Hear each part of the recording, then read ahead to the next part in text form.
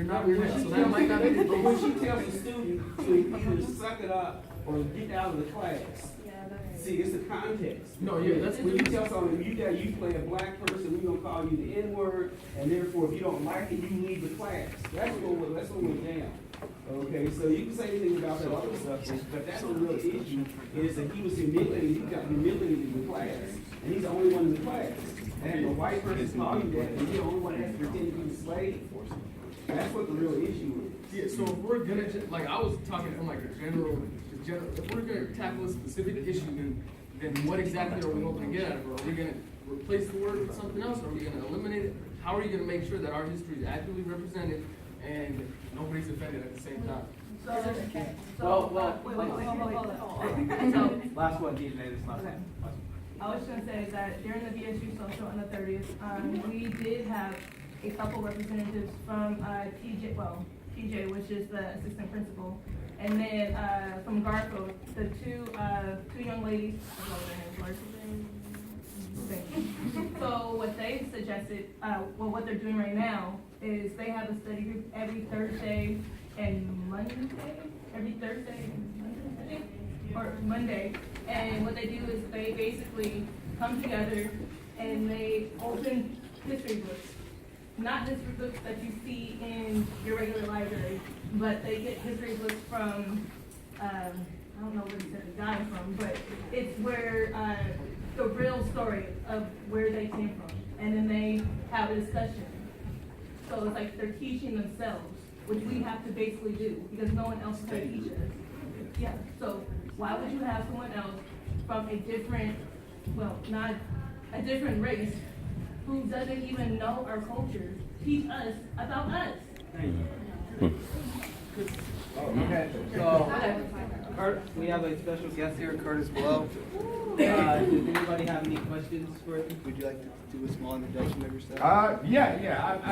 I've been listening to you guys, and I just want to say I feel for you because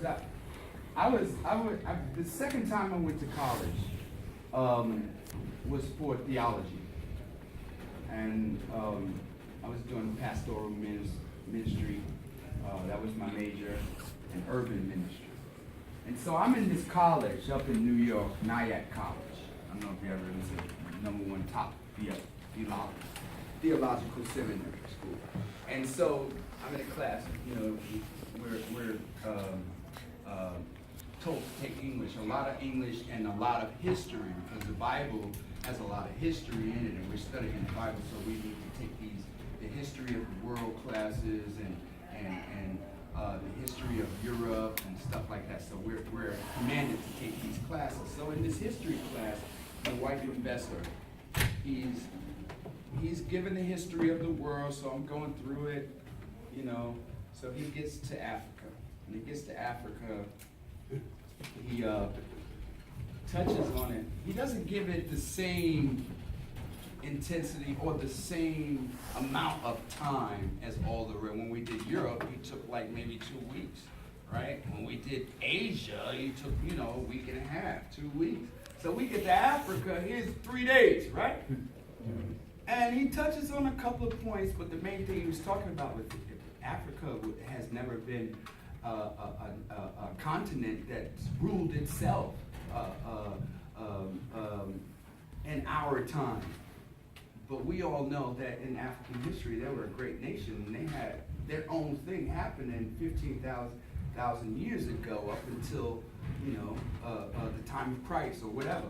So he goes and he's telling the stories in the 1800s how the French went in and occupied Africa and took over a lot of the land and stuff like that. And he tells the story.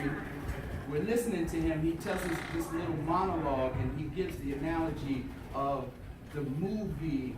I forget the name of the movie. It was a movie about Africa today and how they were in it. But in this movie, he's doing this monologue where a white guy says to the black guy, it doesn't matter where you go, what you do, you'll always be a nigger, right? So he comes and he's doing this monologue talking about this movie, and he comes and does it in my face.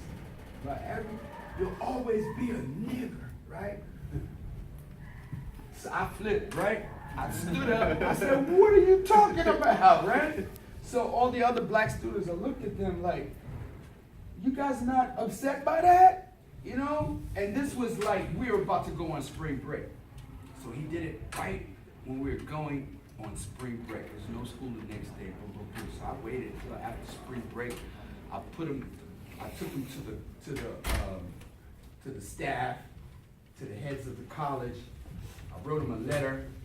I said, I'm truly upset by this, and this is, how could you do something like this in this class, and you have all of these students and everything, and I want to bring you up on charges, but I know you have a little daughter that's just a newly born little daughter. So he was telling classes, so I'm not going to take you up on charges, but I want you to apologize to everybody in the class and never use that word again in any of your monologues for the rest of your life. So he apologized when we came back to school, and I left the college after that. You know, it just like turned me off, and then I started this whole movement with Reverend Sharpton. I don't know if you ever seen it, but it's against the N-word. That's when you started hearing all of that stuff about let's not use the N-word.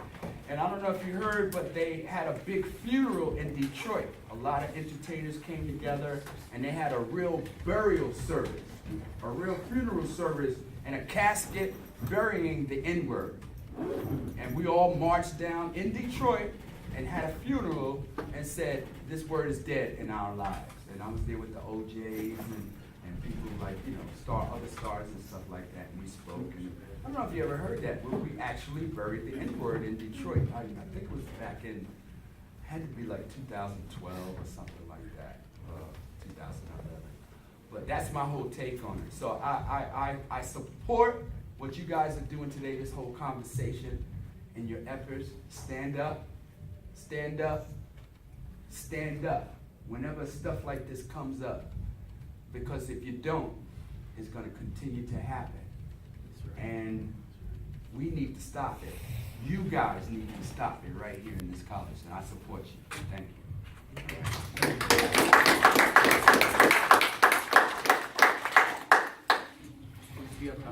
Any questions? Any questions? Yeah.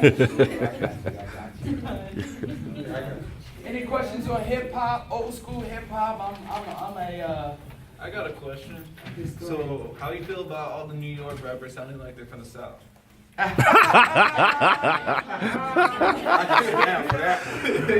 got a comment. I mean, for me, I like it. I like, music. I'm a fan of music. So I see the good in anything, any kind of music. A lot of people are hating on this new style. They don't want you to go. I mean, I love it. I wish I could do something like that. Come on, that flow is banging to me. But, if I did it, people would talk about it. They would hate on it because, I'm supposed to be this old schooler and rapping traditionally. And cats, I see cats talking about, oh, that style is whack and it's new and so, I love it though. I see the good in anything. You know what I'm saying? So on the radio, it's hot. People loving it. What you hating for? Hateration. Yeah. Yes. What's your take on Brooklyn gentrification, like gentrification in Brooklyn? I didn't hear you. What's your take on gentrification in Brooklyn, like the East Coast? What's your take on gentrification in Brooklyn? Are they doing that in Brooklyn? I don't even know anything about it. They're making it just like Really? Yeah. Huh? They're pushing everybody from Brooklyn like to the Bronx. They're doing it here. Well, yeah, Mm. it's the central district, but I don't agree with that. They're doing the same thing in Harlem. yeah. Wow. 12 o'clock at night, you couldn't walk, white people could not be in Nope, Harlem. nope. In the 60s, 70s, 80s. Couldn't even be Now, walking down them streets. 12 o'clock at night, they walking Yeah. around, shoes off, it's no problem. So, I Clinton mean, got an office over It's there. kind of strange, but if you look at it, there's some good in it. I see, a lot of old people being pushed out of their apartments, and that's not fair. Yeah, You know what I mean? A lot of people who have lived their whole lives in one neighborhood are now getting kicked out. I don't like that. I have compassion for those people. But as far as the economy is concerned, there's economic growth when that happens. And, we live in a capitalistic society. It's capitalism. It's all about money. If there is anyone that could just take advantage of that and capitalize on that, I wish them the best. But I do have my compassion for my people. A lot of old people. Oh man, I was in court one day. I went to housing court for a friend of mine. All the people in court are getting kicked out of their places because they can't pay this new rent. They charge people $2,000–3,000 for one bedroom, and it's like crazy. I think it's crazy. I think it's racism too. Borderline. Any more questions? Yes, just to liven it up. So after you, who do you think is one of the best to come out of the New York area? After me, out of the New York area. Up until now, like through I all. like Nas. He's got a pretty good head on his shoulder. Jay-Z has an incredible flow. I like his flow, but his lyrics, he's trying to tear the community up so he can be a billionaire.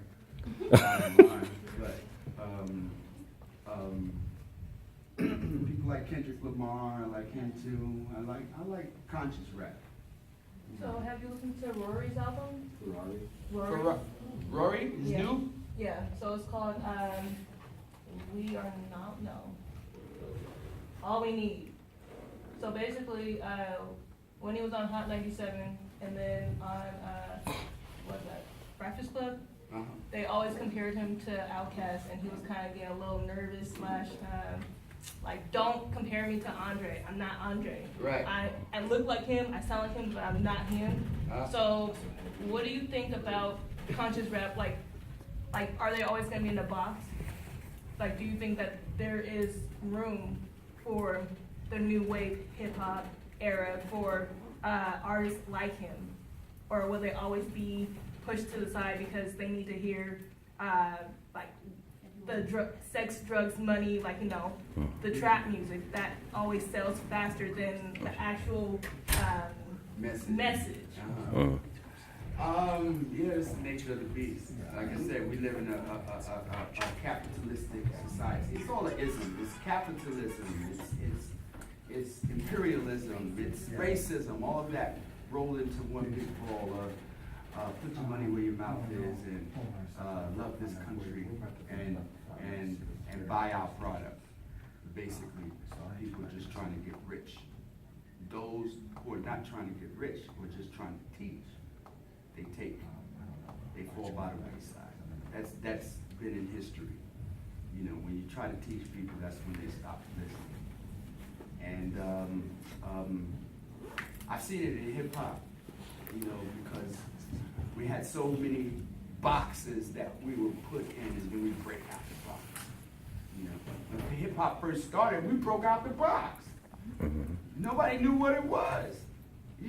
We had the freedom to do anything we could, but then they put it in the box. Oh, it's a fad, it's not gonna last, blah, blah, blah, blah.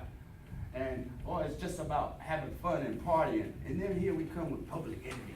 Bam! KRS-One. Bam! Then they put them in the box. Oh, that's just, they're talking too much and too political, militancy, Black Panthers, and then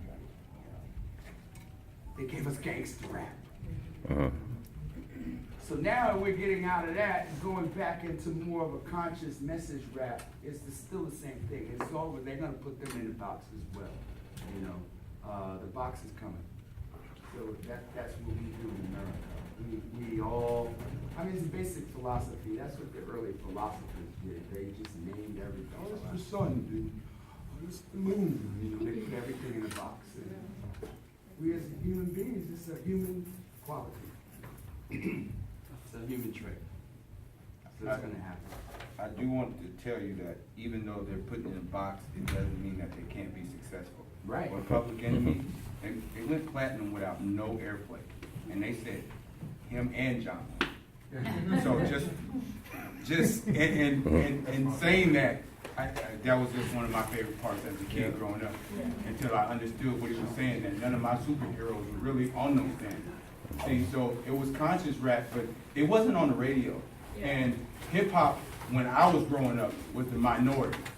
So you think of it now, you see NBA commercials, they got hip hop on every commercial, every intro to a TV show. It wasn't that way when I was growing up.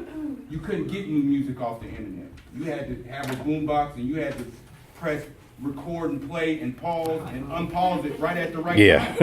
We didn't have an instant download. So they put us in the box all the time.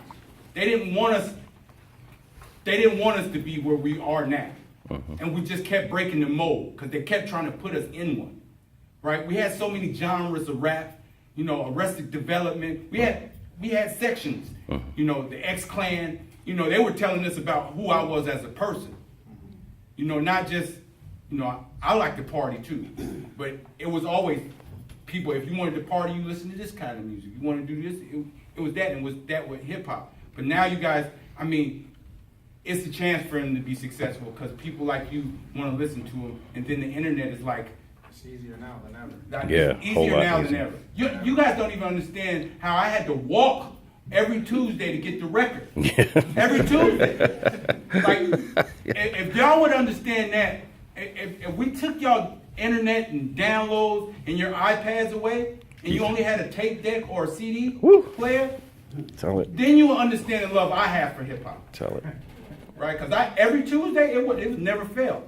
I asked my mom for $10 because I was going to get a tape. The release I didn't know date. which one I was, but I was going to go through the list when I got to the record store to see which one came out. And Public Enemy to me was one of my favorite rappers just because they wasn't the mold.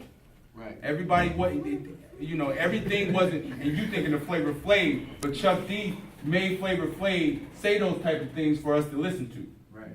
But everything he was spitting was conscious of himself and to others, right? But he wanted to be proud of himself. But he got flavor. Yeah, boy! But he was saying he was dropping jewels, bro. But I just wanted to say that because hip hop is my love, my first love. But that's true, because it was that transition from Public Enemy to gangster rap was so very important. It was. And you saw the powers that be come in and snatch control. Because that's when hip hop started to preach and teach. And once we started to do that, enlighten our people, see, we still living in these Jim Crow laws.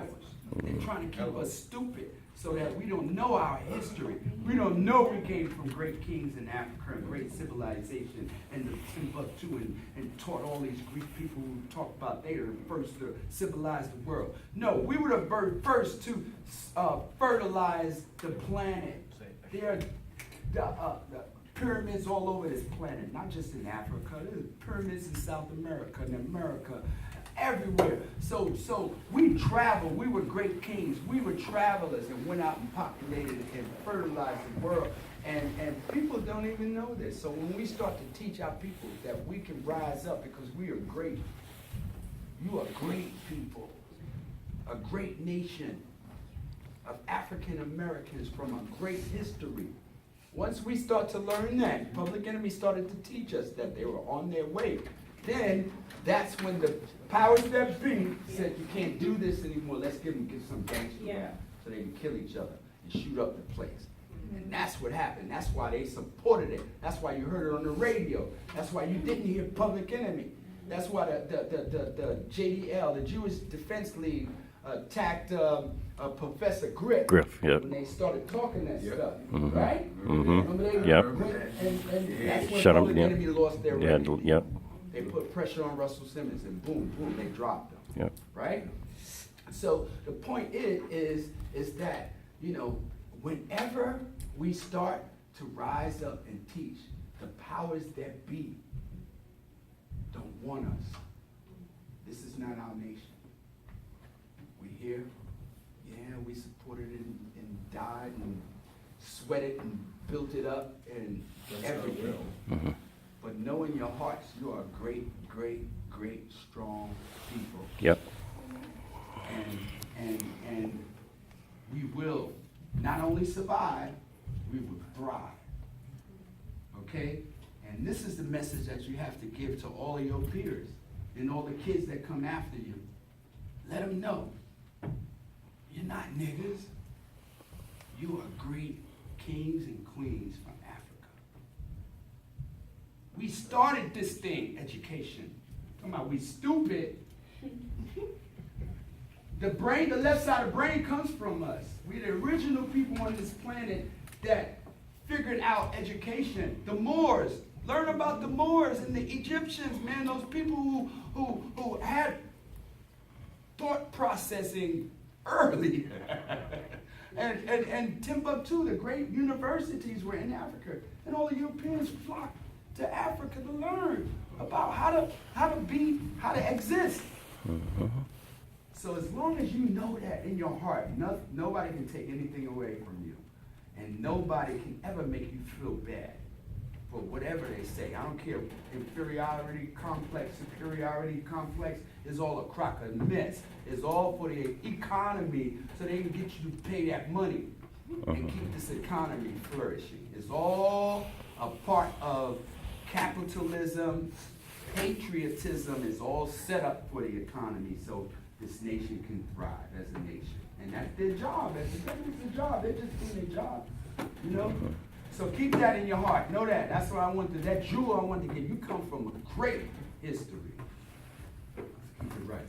So is that why when you were doing your talk today, you kept on saying that so-and-so, he got, distracted by music instead of going to be an engineer or being a scientist? Oh, yeah.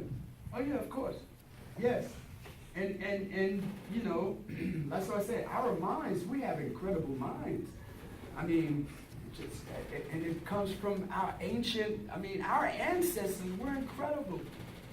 I mean, you can't tell me. I mean, the right side of the brain is creativity, your emotions. You guys know. You know about this. And the left side of the brain is our practicality, our math and science, our administration. We have a big left side of the brain, and we can get this done. You guys just got to know it and go after it. Nobody's told you. They always tell you, oh, you're stupid, black people stupid, got smaller brains than white people. Darwin. My man. Yo, we have to stop that myth. Tell everybody you know, everybody in your family. Let them know. This is for real. We gotta trash the Jim Crow laws, man, because it's still here. It's still here. Really important. All right, I gotta go, you guys, man. Thank you. Sorry, I get emotional. We're trying to run to catch some food, but after that, if you guys want to hit the spot we're going to eat at. You guys want to get a quick group picture in real quick? Yeah. Hurry up. Let's go. Really fast.